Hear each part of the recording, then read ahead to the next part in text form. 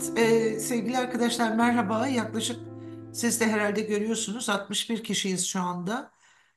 Bence çok gerçekten bir öğleden sonranızı ve yarını da ayıracağınız için teşekkür ederiz. E, Aslında hani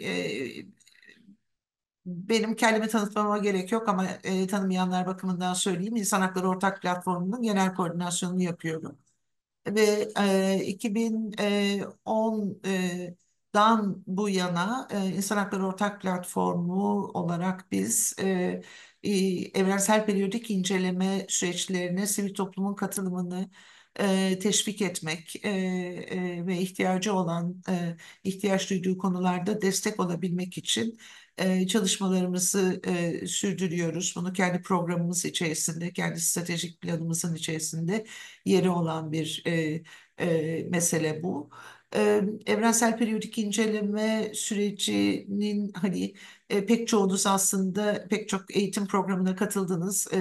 Bu en son 2020 değerlendirmesinin ardından 2022 yılından bu yana aslında farklı gruplarla evrensel periyodik incelemeye yönelik olarak tavsiyeleri tanıtma, tavsiyelerin Türkçeleştirilmesi, bu tavsiyeler üzerinden sivil toplum örgütlerinin tavsiyeler konusunda bilgilendirilmesi ve süreçlere hazırlanma, yani bir sonraki değerlendirmeye yani önümüzdeki sürece hazırlanmak için bir takım eğitim programları yaptık. Pek çoğunuz bunlara katıldılar.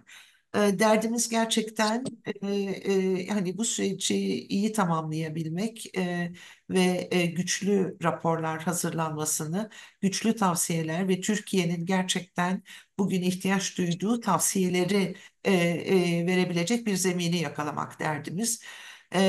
Tabii bizim bu süreçlerdeki en yakın dostumuz ve yani işbirliği yapabileceğimiz uluslararası örgütlerden bir tanesi de UPR-info yani EPİ'yi bilgilendirme aracı böyle yani Nicolette bunu size daha iyi anlatacak elbette. Çok yakından bütün ülkelere neredeyse hani destek olan bir yapı ve sivil toplumun kanalını açan yani EPİ süreçlerine rahat girmelerini sağlayabilecek bir destek programına ve desteğe sahipler, yönlendiriciliğe sahipler. Dolayısıyla Nicoletta'ya da ben gerçekten bu iki günü ayırdığı için yaz gününde belki tatilinden de ayırdı büyük ihtimalle katıldı ve bizi böyle yolumuzun yarısında tekrar bir gözden geçirme raporların lar bakımından, tavsiyeler bakımından ve oluşturacağımız savunuculuk stratejileri bakımından nelere dikkat edeceğimize ilişkin olarak kendi bilgi birikimini paylaşmasını istedik ve bunu kabul etti. Kendisine gerçekten teşekkür ediyorum. Nicoletta ile biz 2018'den beri tanışıyoruz. Kendisiyle ve 2020 süreçlerine hazırlanırken de desteklerini aldık. E, Ben daha fazla vaktini almayacağım Nicoletta'nın. Bugün 1,5 saat, yarın da 1,5 saatlik bir oturumumuz var. Dolayısıyla çok da fazla kimsenin vaktini almadan Nicoletta'ya vereceğim. Kendisi UPR-info'yu da ve kendisi takdim edecek. Dolayısıyla sözü fazla uzatmaya gerek yok. Evet, Nicoletta, the floor is yours. Hello, everyone. I'm very happy to be here with you to hope I can answer the questions and resolve all the doubts and facilitate your engagement in the UPR process. As Feray gently said, I work with UPR-info since 2018. And one of my first trainings that I did with this organization was actually for the UPR of your country. So it's nice to come back also for the fourth cycle of UPR for your country. Feray has already presented the organization, so I don't want to give more details about, but just know that we have a website that is fully dedicated to the UPR, where you can find the information about how you can engage in this process. So we have publications, we give reminders about the deadlines. Let's say it's the one-stop shop for the UPR. So I encourage you to consult the website as well as following us on the social media, because that's where we share the information about good practices on the UPR.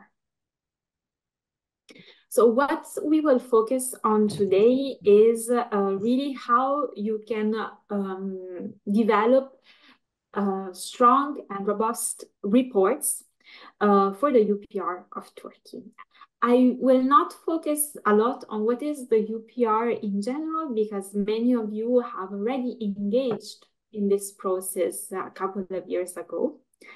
I just want to take the, let's say, the metaphor that Feray used before on seeing the UPR as a bit the Olympic Games.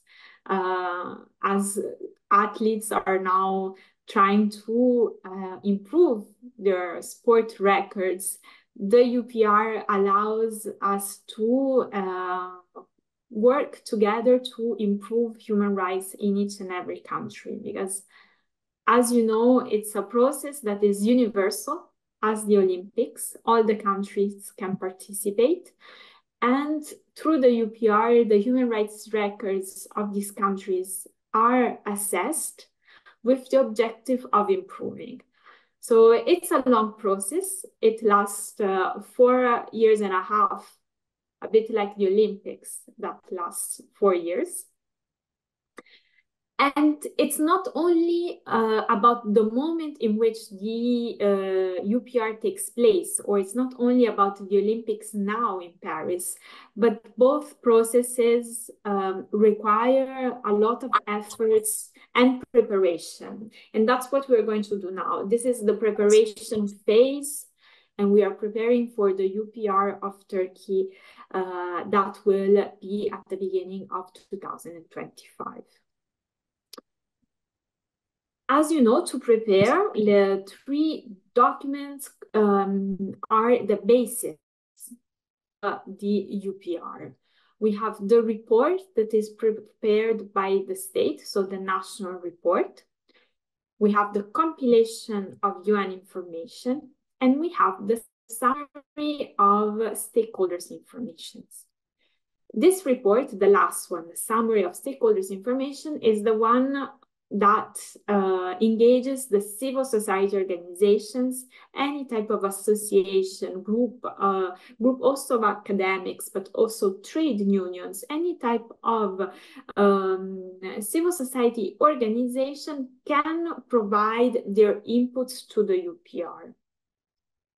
Why is it this important? It's extremely important, because as I said, you will have the report from your state, and you will have the report from UN bodies and other mechanisms. So your report is very important to provide your perspective, your overview of how the human rights situation in your country is, to provide the state of the human rights situation in your country according to your expertise and your perspective.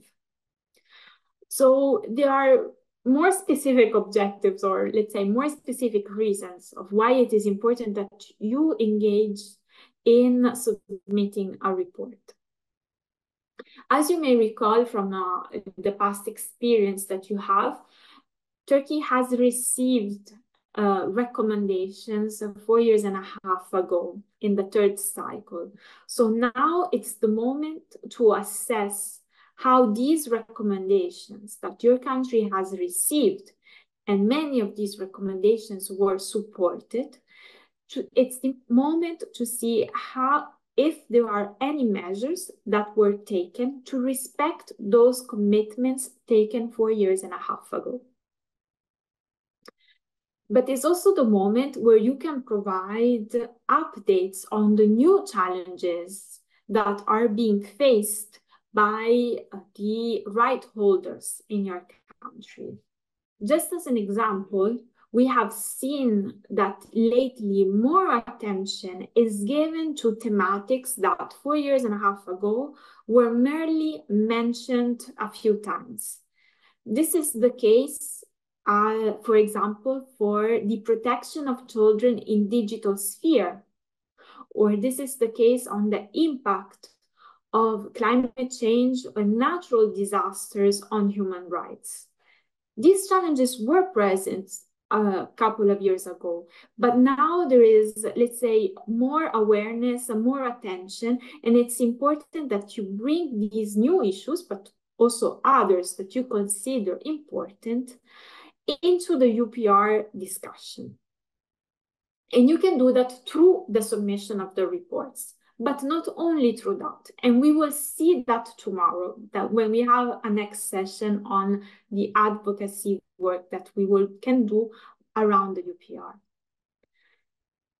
Beyond providing an analysis of how the situation is currently in your country in the human rights area, to see what measures your government has taken and what has not taken, and what are the new challenges, the other important reason to develop a report for the UPR of your country is that you can suggest the solutions that you think are appropriate and relevant to respond and to address the challenges that you can analyze.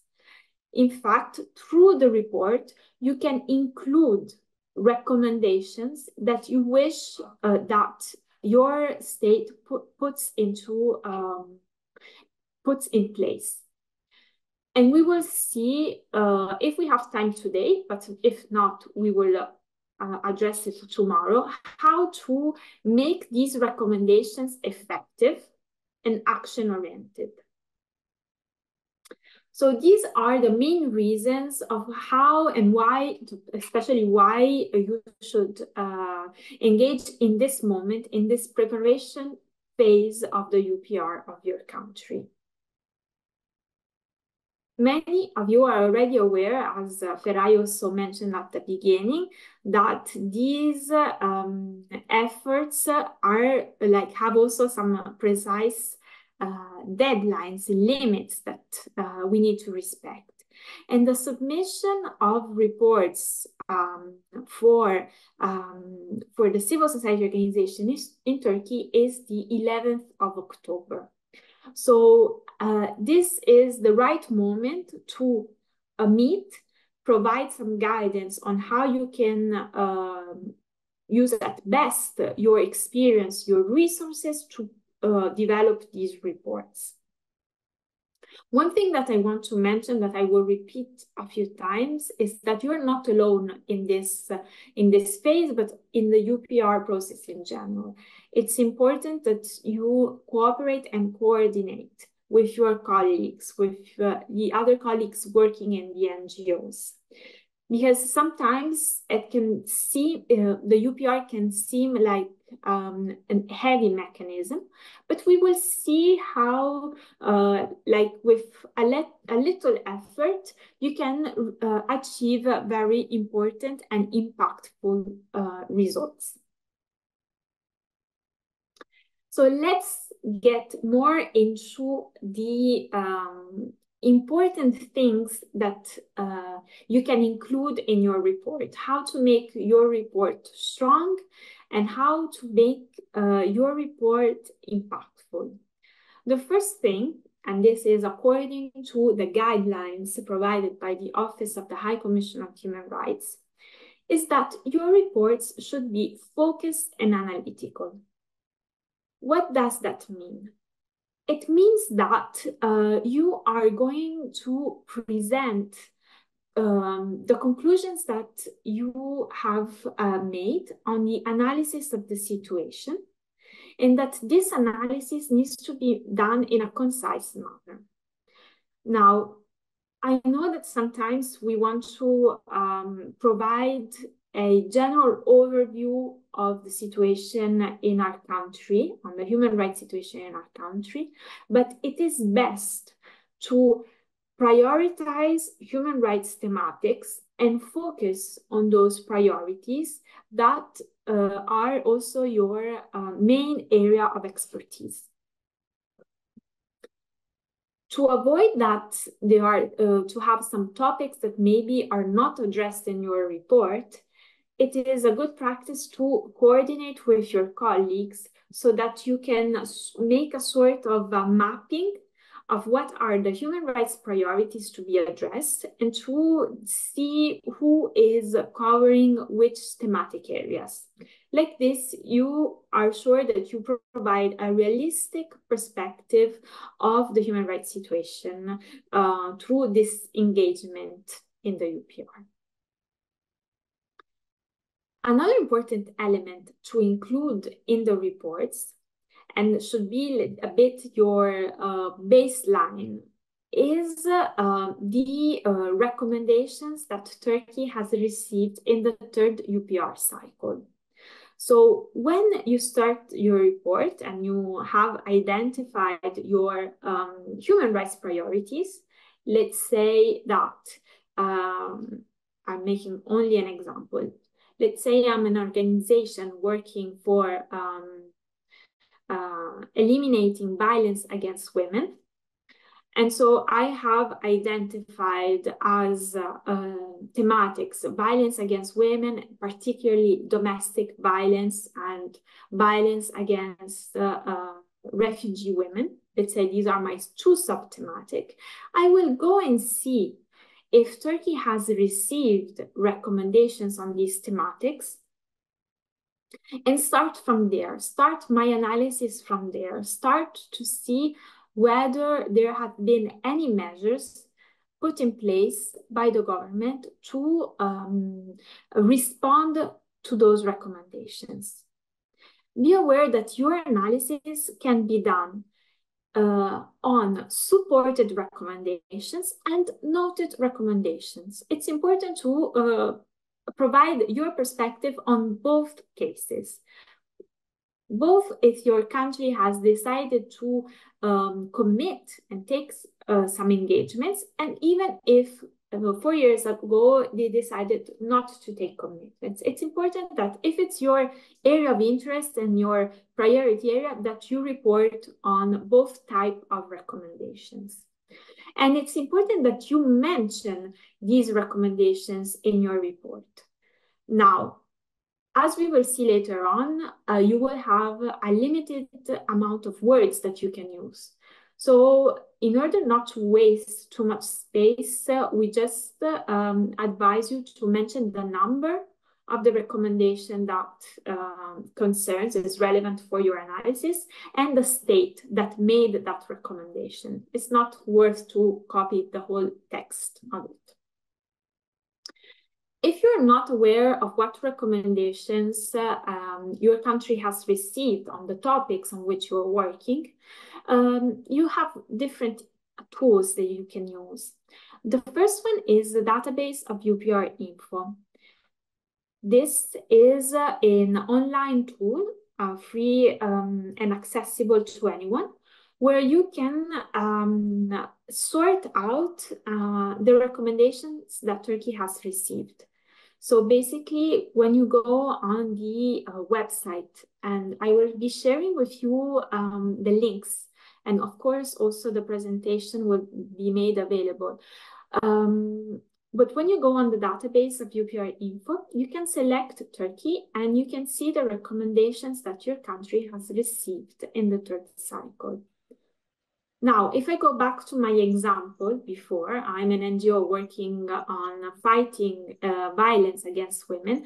I can use a filter on elimination of violence against women. And so I will see only those recommendations received by Turkey. We will have also other tools available that I will be sharing with you on the chat box, but also maybe I will share with Feray Adem that they can share by email. This is the matrix of recommendations, a document prepared by the Office of the High Commissioner of Human Rights that includes all the recommendations received by your country with the position by your country, so whether that was supported or not. And also I will be sharing with you the document that is a letter sent by the High Commission of Human Rights to Turkey to encourage your country to implement the supported recommendations. Those are useful documents also to familiarize with the recommendations in case that you are not familiar yet with these recommendations. Now let's go back on what to include in your report to make it stronger. The guidelines of the Office of the High Commissioner of Human Rights strongly encourage stakeholders, including you, civil society organizations, to provide comments on the implementation level of the recommendations received by your country. What does this mean? It means that you can provide, you can write explicitly whether the recommendations you are analyzing have been fully implemented, partially implemented, or not implemented at all. So really do not hesitate to write it clearly, saying, for example, Turkey has received 5 recommendations to fight, to eliminate violence against women. Of these 5 recommendations, 4 were supported, and you inform in the report and saying, these 4 recommendations supported, we consider they were not implemented, or they were partially implemented because, and you explain, you argument, you provide information on why you made that type of assessment. This is one of the most important parts of your reports, that you need to build in a manner that is objective, based on facts. And remember not only to highlight what are the challenges and, let's say, the gaps in the implementation, but also to mention, when they are, the good practices or the good things, or let's say the small or big steps that have been taken by your government to address that situation. Then, of course, you can say, these measures were taken, however, we consider that they are not enough, and you can explain the reasons why. But it's important really to keep your analysis the most objective as possible. On the screen, you can see an example of, let's say, how a coalition of NGOs in Brazil has presented their approach in the report. I will read it out loud. According to this report, they state, the assessment of the recommendations indicates the level of implementation from implemented, partially implemented, or not implemented, in which case can also be assessed as in setbacks, so in a deteriorating even more. The recommendations selected were divided into 3 different sections. The first sections, recommendations number X, Y, and Z, on education and youth. The second section, recommendation X, Y, and Z on minority groups, and the third section, recommendation X, Y, and Z on education. This is in the report of a coalition of NGOs that explains how they are presenting the information. Then, let's go back on what to include in your report. Once that you have done your analysis and you have provided arguments for your assessment on the level of implementation of recommendations, as I said before, you can seize this opportunity to formulate solutions on how that situation can be improved. And you can do that by suggesting recommendations. Recommendations that are specific, measurable, achievable, relevant, and time-bound.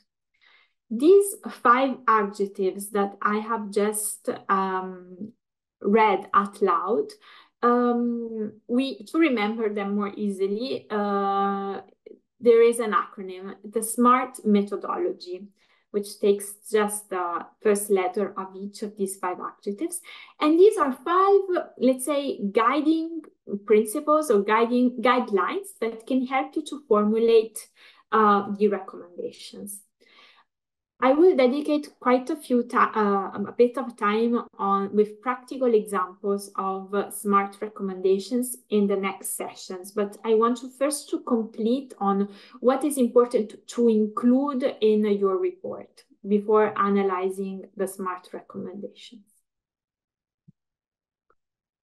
So to continue on what to include, it's always according to the guidelines of the Office of the High Commissioner of Human Rights. It's important to prioritize in your reports first-hand information, first-hand views, data, and findings.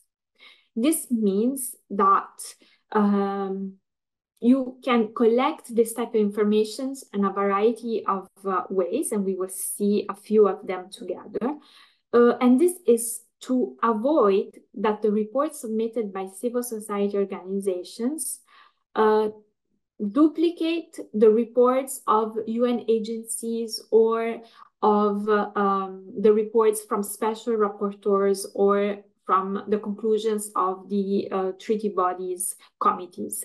Because, as I said at the beginning, in this preparation phase, beyond the report of the state, we will have also a UN compilation of information. So in those reports, the UN agencies will provide their information, their data. So it's important that in your report, you provide information that you can collect through your networks, through your partners, through your work on the ground. Of course, you can mention in the end notes references to reports of the UN or from recommendations or concluding observations from treaty bodies and special procedures to reinforce your message and your analysis. The important thing is that it's just a reference and not, let's say, full extracts of these reports. And regarding the sources of data, I wanted to just give a very short overview of what are these sources, potential sources of data, keeping in mind that it's always good when it's possible to combine different sources of data. So to provide also a more credible analysis that you are doing in your report. Let's see, so we have 3, but these are it's not an exhaustive list. Just to give an idea, some examples. You can have consultations with groups or vulnerable groups. You can have sources of data based on events, so events-based data, or you can use also statistics, socioeconomic and administrative statistics to reinforce the analysis that you're doing. In the case of consultations, this is a very good practice, and we really encourage you to, when you're writing a report, especially if you are writing it in a coalition, but also as an individual organization, it's important to have consultations with those that are directly touched by the violations. So, for example, if I'm working always in my example of NGO to eliminate violence against women, it's important for me to have consultations with the victims or with actors that that work around these violations against women to get information that is first-hand information. Many NGOs or coalitions in our experience, what they do is that they organize like consultations in person to have exchanges with partner organizations that are maybe in remote areas of the country or they set up WhatsApp groups to pass on the information and the consultations. These can be also collected through interviews or through surveys. Anyways, this is, let's say, a type of sources of data that can be used in this phase to collect information. Just as an example, in Brazil, a Brazilian NGO coalition organized a workshop with young girls and boys between the age of 13 and 17 to work together and assess the recommendations that Brazil received on youth rights and access to education. What they did, they basically divided these groups in the big group in 3 small groups. And each small group was assigned with 1 or 2 recommendations. And they did this workshop. And the objective of each subgroup was to see from the youth really what was their perception of the measures that the state had taken to address their challenges, and also seek from them what were the solutions that they thought were more appropriate and relevant to address their rights. So this is like something, of course, that cannot be done always, but if you have the opportunity to organize focus groups like that, it's something very positive. Maybe you have organized it previously for another project that you had, so it's not that you need to do it for the UPR. Maybe you've done it recently, a couple of months ago, and you can use the findings of that work you've done to feed in the UPR report. The other source of data I mentioned before is events-based data. So this can be linked to events or situations, violations that have occurred. It can be, for example, the reports of the police, or it can be the number of press releases on a certain topic. To give also another example from another NGO in the Philippines called IDEOS, this NGO launched a program to document incidents related to the campaign against illegal drugs, to have an assessment of the impact that it was left to the victims and their families. This information was collected through interviews with the families and the victims directly, but it also was collected through demographic information, as well as information they collected from the police. So this is just, again, an example of how to collect information. Finally, my third example, but as I said, it's not an exhaustive list, is to use statistics, aggregated data that you consider reliable and that you consider objective, and this can support your analysis. So your evaluation can be supported by this type of data. Sometimes, of course, you need to be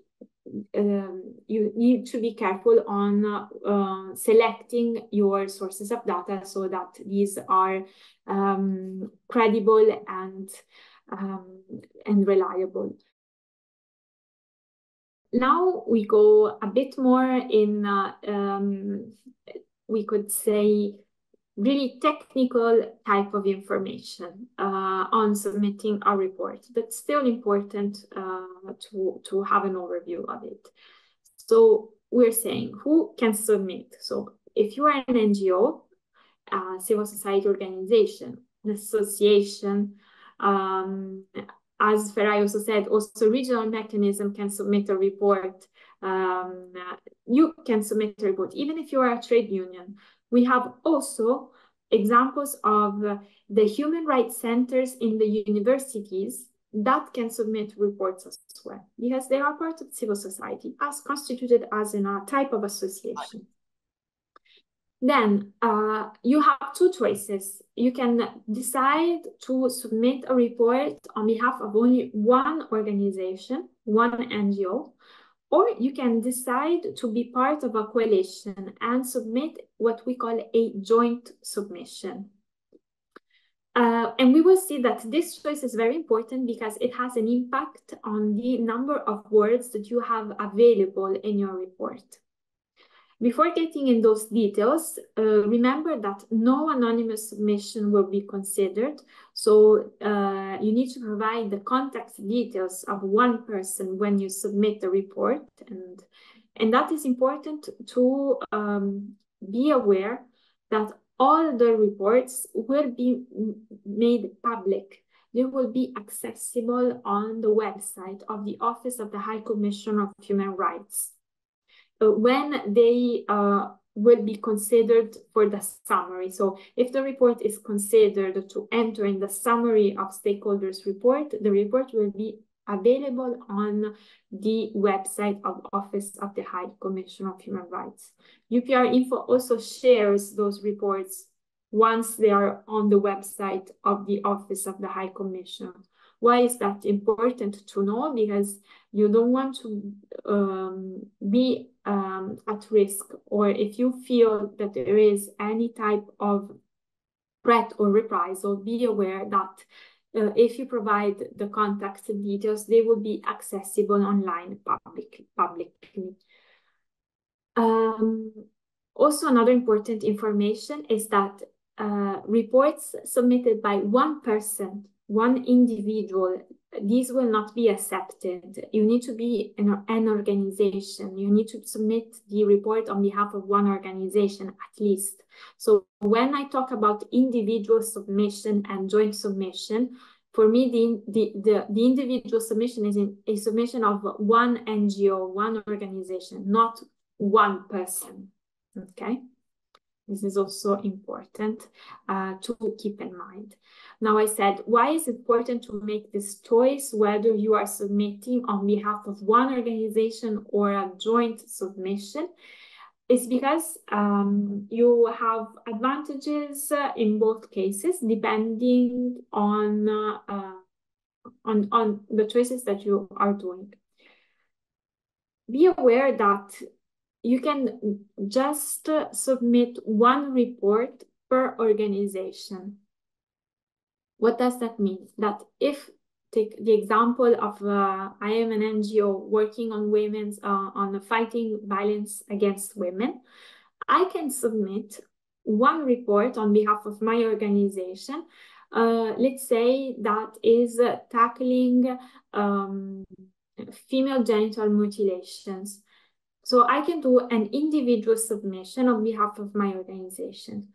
However, I can be also the lead organization of a coalition that is submitting a report on harmful practices against women, where we talk about female genital mutilation, we talk about domestic violence, we talk about child marriage, and I do that with other NGOs. But I can do just these submissions. Then, if there is a coalition working on children's rights, I can provide them with inputs, but I cannot be anymore the lead applicant, because otherwise I would submit more than one report. Okay, so you can submit one report on individual submission and one report as lead in a coalition. But then if it's you consider appropriate, relevant, you can provide inputs to other coalitions, but you cannot be the lead of all or many different coalitions. What are the advantages of these different types of submission? If you participate in a coalition, the information that you present, the perspective, the analysis, the recommendations, has let's say, a stronger weight because your analysis is shared by a larger number of groups, associations, members. And this increases the visibility, it increases the possibility to be taken in the summary of other stakeholders' report. But in some cases, you might also consider that it's better to do an individual submission on behalf of only one organization. Of course, it's faster because you'd have to coordinate with less people. You're just your NGO and you coordinate within your NGO. The individual submissions are used especially by international NGOs. For example, Amnesty, Human Rights Watch usually submit an individual submission, or when there is a thematic that is so specific that you are really the only expert on that thematic, or because in some cases, when you, even if you participate in like in a process of coordination between different NGOs, in the end, you see that that aspect has not been covered by other groups, by other organizations. And so if you consider it important, it's important that you provide an individual submission. This choice is really up to you and your needs and your capacities and resources. If you ask me, what would you suggest? I would always suggest to submit in a joint submission, a coalition. But this is like, because as I said, you will have a stronger weight, but also you share a bit of the burden because you can have access to more data because you have more partner organizations. So you can provide a broader overview of the challenges and the situation that you are analyzing in the report. Now, what is the very short-term impact of this choice? As I said, it's on the word limit that you have available. If you submit as part of a coalition, you have about 10 pages. That is 5,630 words. Whereas if you submit on behalf of only one organization, you have available 2,815 words. It's about, yes, 5 pages. In this word count, the cover page, the endnotes, and the annexes are not included. So it's really the main body of the report.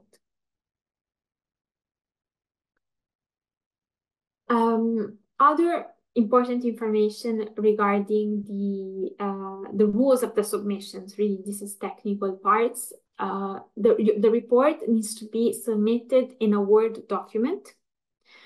If you have annexes, these can be also in other formats, but really it's important that the main body of the report is in Word. It's important to use page numbering and paragraph numbering. So really, it's a small detail, but it's very important, especially when your report is picked up in the summary, so that it's easy to reference to it. You can submit it in one of the 5 UN languages, including English, French, and Spanish. And another important information is that it's true that you can have annexes and you can use endnotes, and that this these two parts of the report are not included in the word count. But be aware that endnotes and annexes should be used only to provide information that is a supplement. But it's important that the most important information, the key information, the recommendations, the questions that you want to ask, the analysis that you do, it's important that that information is in the body of the report, because endnotes and annexes will not be considered from the Office of the High Commissioner of Human Rights when they draft the summary with all the reports that they receive. So really include the most important information in the main body. Now, there is not a template fixed template that you can download and fill in for the submission of the reports. They are the guidelines that we can share with you if you have not yet received them, that provide indication and that we are also sharing with you today. The one that you see on the screen is, let's say, some suggestions that we have when you need to structure your report. But you can adapt it according to the needs that you consider relevant. So you can start with a small introduction, 1 or 2 paragraphs presenting your NGO or the coalition of NGOs, and saying what topic or topics you are going to address in the report. You can follow by a paragraph, 1 or 2 small paragraphs on the methodology. That means a part where you describe if you had done consultations with other organizations, or if you had focus groups, how did you collect the data, how basically you structure also the report. And then you can go to the more substantive part of the report. You can have a paragraph providing an overview of the national UPR context. What do we mean by that? We mean that if you have a couple of thematics, or 1 or 2 thematics, you can say that your country has received X number of recommendations on this thematic, that X number was supported and Y number was noted. So just to give a bit of context. And then you can go really into details in the issues. So again, I take my example as if I were an NGO fighting violence against women. This is my general thematic, and I can my first sub-thematic could be domestic violence. So I would start by providing the normative framework that is currently available in my country. For example, has my country ratified the Istanbul Convention, or what other treaties or international obligations they have been ratified, and what is the national framework if there is domestic violence in the penal code, if there is a law on specifically of protecting the women's rights, victims of domestic violence. If not, and I can say, and I can do that analysis. If yes, you can do the analysis on the programmatic level. Are there any programs and policies that have been put in place so that those laws, those international obligations are actually applicable? Are the right holders really protected by that normative framework? If not, you identify the gaps, and maybe they are not the right structures. The judges are or the lawyers needs to be more prepared to address cases of violence against women. So you can do your analysis on what is the situation, and you can support this analysis with the data that you have collected. Remember always that it's good to start from the recommendations that your country has received. So use that as a baseline. In 2019, Turkey received 4 recommendations to eliminate gender-based violence. These were the measures taken, but however, there are still these gaps to be addressed.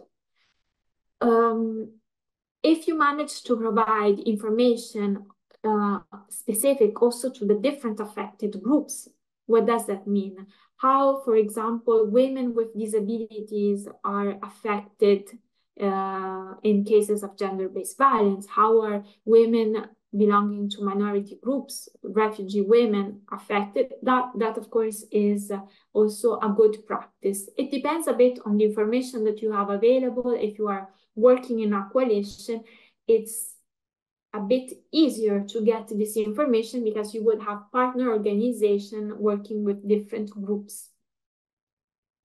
And then remember to put at the end of each issue or sub-issue that you have identified the recommendations that you suggest. So what are the solutions? We will see that really there will be a segment only about smart recommendations, that I think we will do tomorrow. And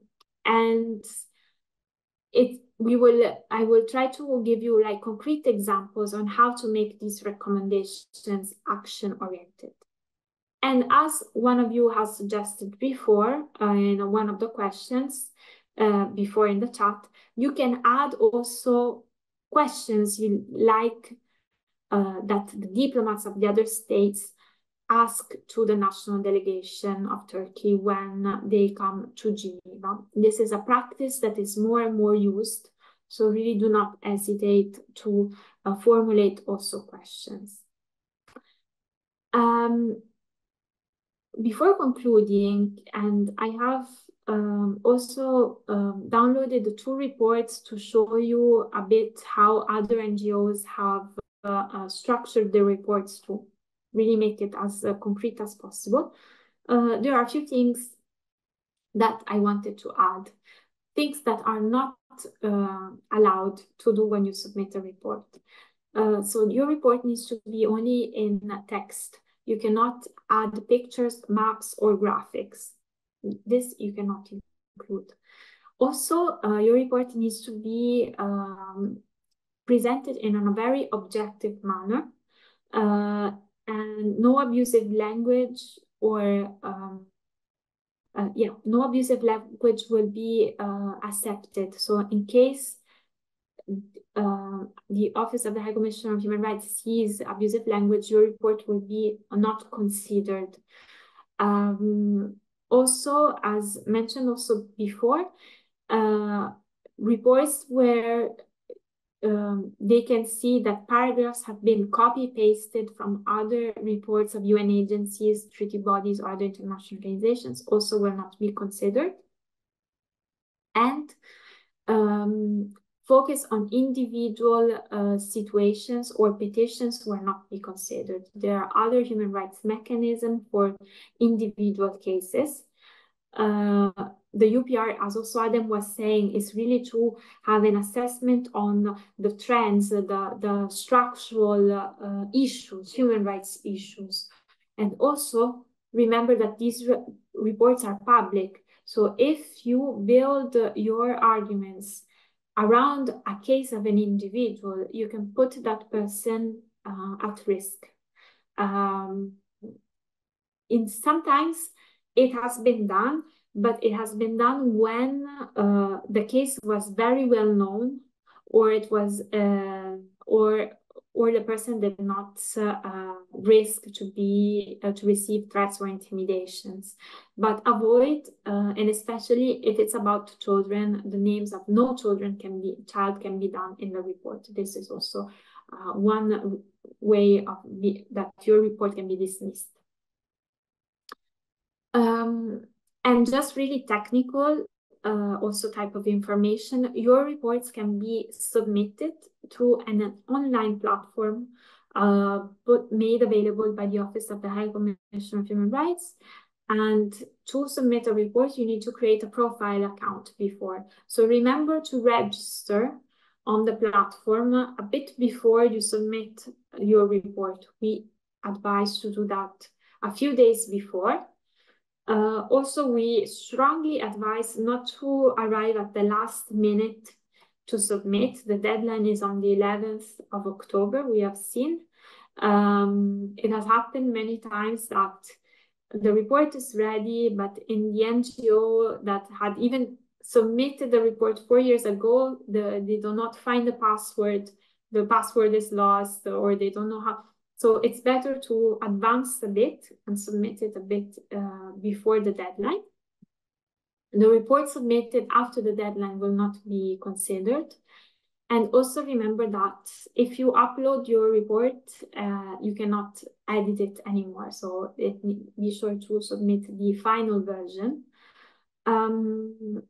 And if you have any issues, technical issues with the platform, there is a specific email address that you can use, and you can contact that for assistance on the platform.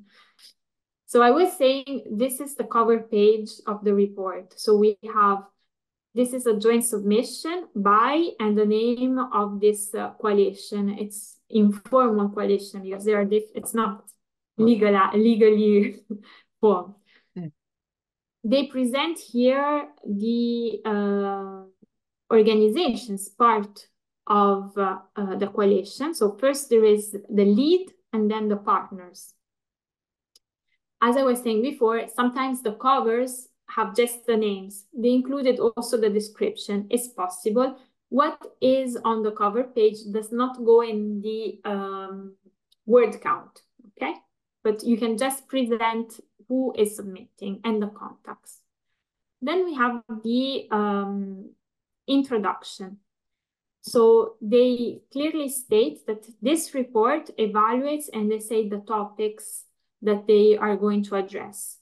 They are going to address female over-incarceration, implementation of detention alternatives, prison conditions and healthcare, violence, cruel, inhuman, and degrading treatment, and accountability.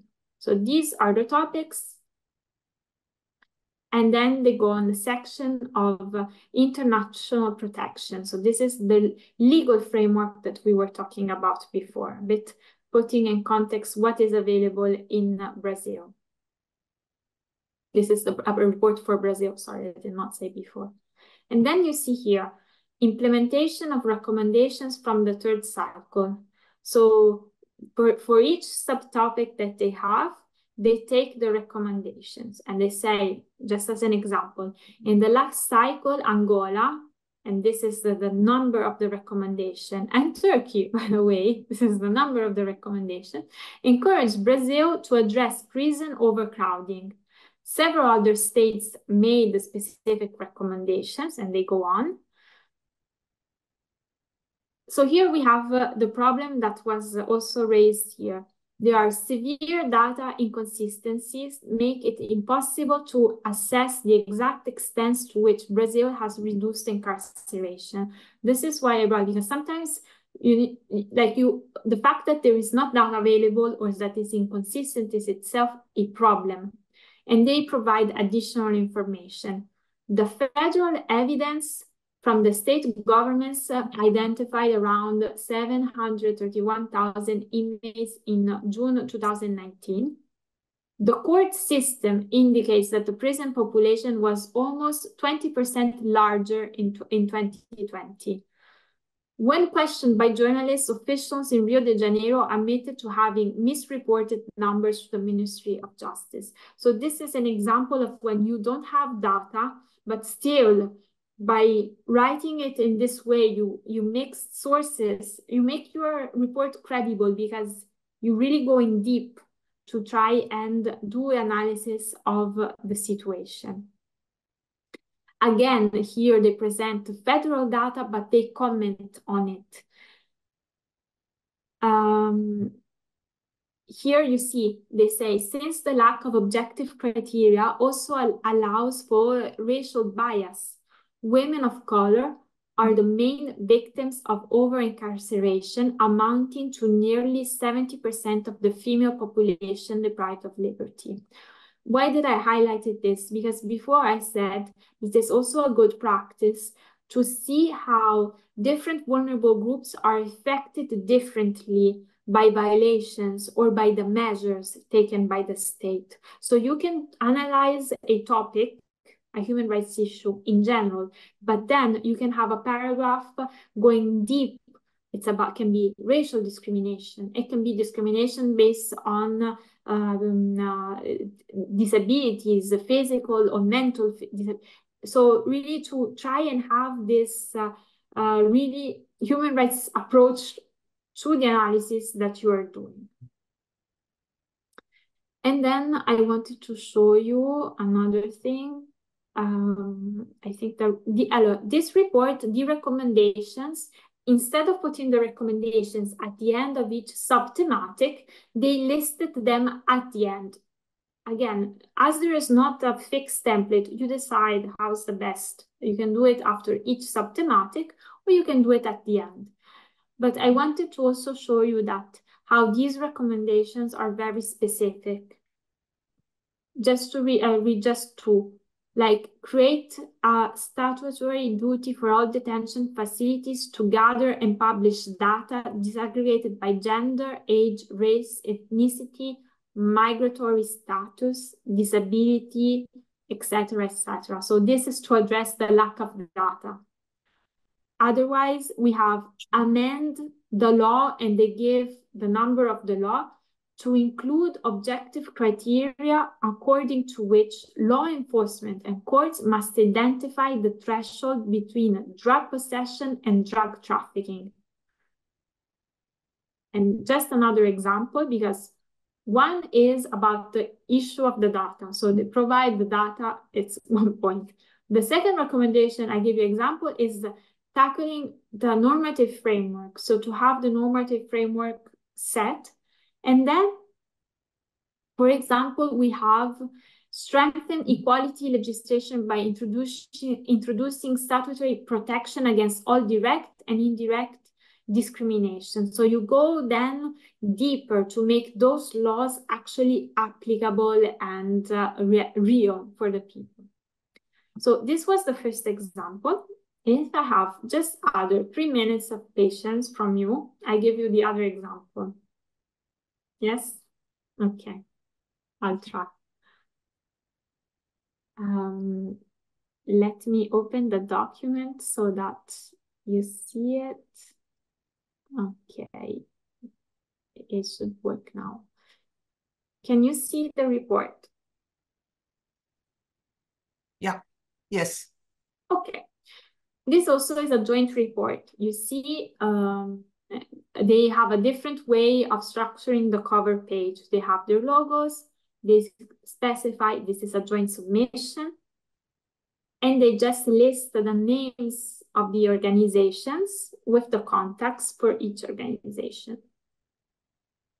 They don't do the description as in the previous.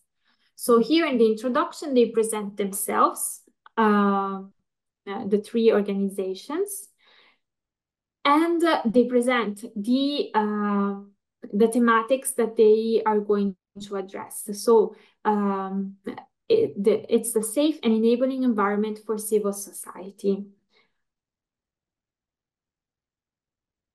They provide a description of the structure of the report. So they say in section 2, they examine the implementation of UPR recommendations on the freedom of association. Section 3, the UPR recommendations on protection of journalists. They give a description, and then they go topic by topic. They address freedom of association. They, as you see, they say Kenya received 11 recommendations on the rights to freedom of association. Among others, they mention the recommendations. Then they go to the national legal framework. Article 36 of Kenya Constitution guarantees this, and they list the things that, how this right is protected nationally. And then basically they highlight what are the problems, because there is this NGO Coordination Act of 1990s that provides several issues for NGOs, and they highlight what are these issues. So they provide legal arguments to, this is also when we talk about being objective, you can use sources of data, but you can use also legal argumentation to see how the rights are, freedoms are restricted or violated. And the other thing that I wanted to show you here, I don't know if I highlighted it or I forgot to highlight it. Well, no, just for example, here, the recommendations are at the end of each paragraph. So just to show you this You can decide to structure it as you wish, as you think it's better for you. All these reports, all the reports that have been submitted up to now, they're all available on the website of OECHR. Of course, there's a huge amount of reports available. But in case, if you want to have other examples, you can find them online. You can also have the list of the reports that were submitted for the UPR of Turkey 4 years ago and a half. They're still online. So all this information is all accessible. Çok teşekkürler. Nicoletta, sen de yoruldun. 1,5 saati geçti. Ara vermeden götürdün ve son derece yararlı bir sunuş. Ben çok gerçekten hani çok keyif aldım ve çok da notumu aldım. Arkadaşlarımın da böyle düşündüğünü biliyorum. Dolayısıyla çok teşekkür ediyoruz.